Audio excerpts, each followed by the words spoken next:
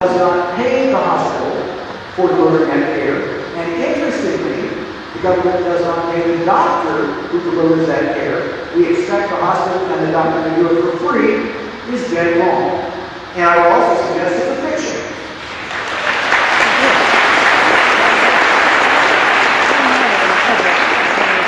There is no such thing as a free lunch, and there is no such thing as free healthcare. And so when someone goes to an emergency room in America and gets free care, at the end of the day somebody has to pay. Some of that we're paying through federal dollars to what they call hospitals that have a disproportionate share, and they're called DISH funds, of uninsured. But I would suggest to you that you and I are paying in a different way. I would suggest to you that everybody in this room who has health insurance, whether you bought it on your own or got it through your employer, I would suggest that maybe as much as a third of your premium is going for your care. It's going for care for those people that show up in the emergency room and clutter the emergency room to get their care. I think we need to figure out a better system to care for those people. And what I would suggest is that we empower them to buy a health care plan of their own. Now let's talk about the last point in this debate. And then we'll get to your questions and we can open up the topic to any health care issue you want to raise or any point you want to make. It is on this third issue, how do we control costs, that most of you are concerned. It is on the third issue that I am most concerned. It is on the third issue that the President says the increasing cost of health care in America is unsustainable. I'm not sure if he's right about that. I think he could debate that issue, but I am sure that the cost of health care in America is not what it should be, and that we can improve it. Now, it's no secret that I'm a Republican, and no secret probably to anybody that's watched me very long in Washington that I'm a conservative free market Republican. And it's no secret I don't think anybody in this room, whether you want this bill to pass, you want a public plan, as the President and the Speaker of the House support, the majority of the House supports, a so-called government-run plan to compete with the private insurance companies, or you even want a single-payer system. It's no secret that that's not what I personally favor. But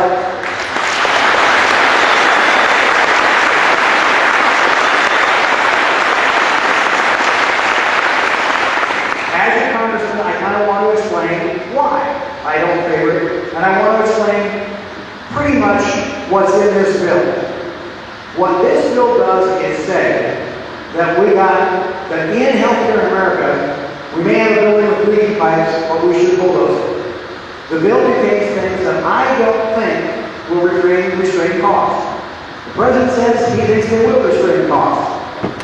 I have to tell you that I personally believe, and people can disagree with me, that's the way democracy works, that I don't know of a government program that took away a function from the private sector and then did it for a lower cost than the private sector had been doing it in the past. But what this bill does is this bill says that we should have an individual mandate. We'll always say everybody in this room must buy health insurance. If you don't buy health insurance, then you get fined. It says everybody in this room who has a company and has employees, with a small exception for small employers, must provide employer-sponsored insurance. So it has an individual insurance mandate. It has a business insurance mandate. It has a board that prescribes what must be in every health insurance policy in America. And you've heard the President say, if you like what you have, you can keep it. That might be true for a year or two, but the bill says that in year one, you can no longer sell insurance in America in the individual market to anybody that doesn't already have it, or the dependent child of somebody who already has it.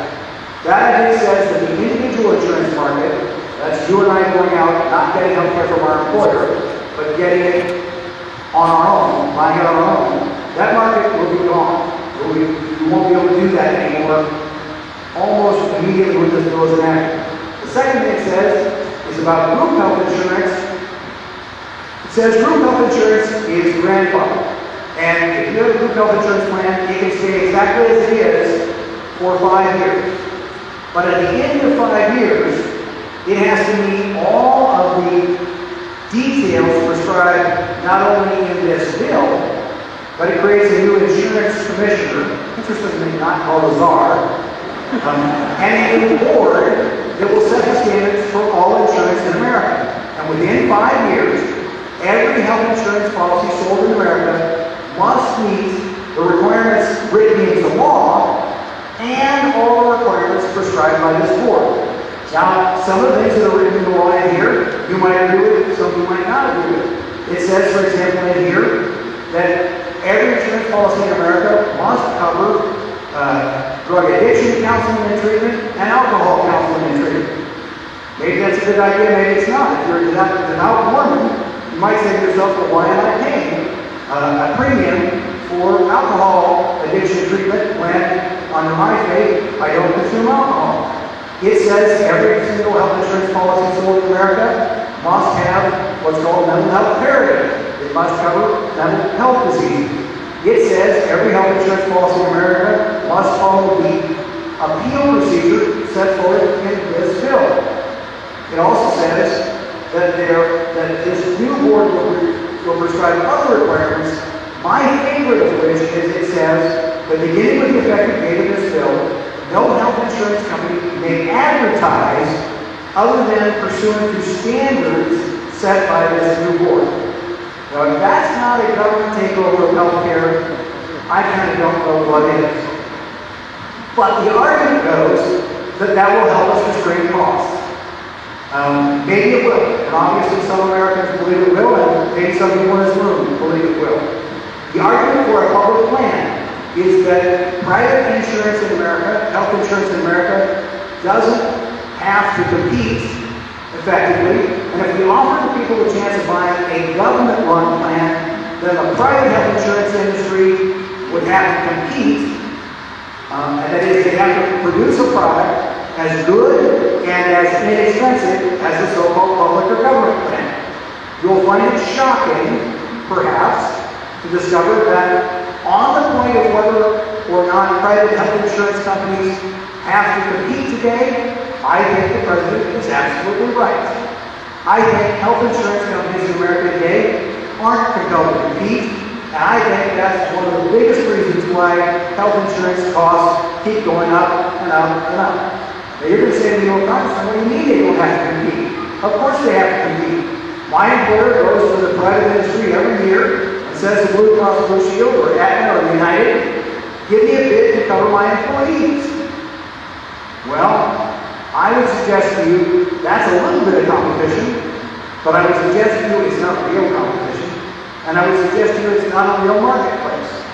I would suggest to you that in a real free market, you and I are the people to whom health insurance in America would have to come and ask for our business. Last night, how many of you watched TV? Raise your hand. How many of you saw a TV commercial for auto insurance? How many of you saw more than one TV commercial for auto insurance? How many of you saw a TV commercial in which the auto insurance company said, well, we won't give you a cheaper product, we won't charge you less, and we won't give you a better product? Every single one of them said, you buy, and a little gecko comes on and he says, you buy my insurance, and I'll give you better auto insurance, and I'll charge you less. And a little progressive lady, I like progressive, that is my favorite right now, she says, you tell me how much you can pay, and I'll design a policy that will fit how much you can afford to pay. You know what? The little Allstate guy comes on and says, guess what? Geico tells you they're cheaper, but I'm here for Allstate, and I'll tell you I'm cheaper.